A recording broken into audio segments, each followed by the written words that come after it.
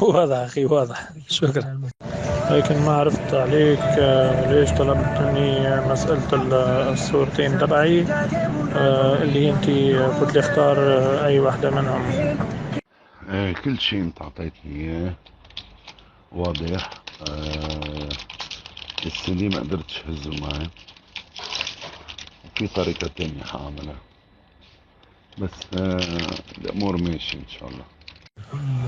بالنسبة للقرص المضغوط اللي فيه الصور متاع العناصر اللي قام بالاختراق واللي قاد تدرب في الوحدات الأمنية، اطلعت عليهم؟ الصور كلهم موجودين مرقلين عندك، والتسجيل شغال ماشي؟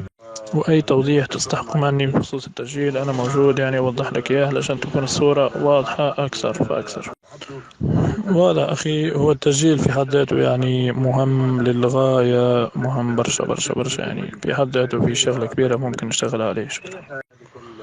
واللي حاس في نفسي أنه بسبب هذا التسجيل أنا انسجنت، يعني الشخص اللي يتحدث في التسجيل معي المدير العام للأمن الوطني عبد الرحمن الحاج علي، هو الشخص اللي قام برفع قضية ضدي لما يعني ما قدر يتحصل على التسجيل.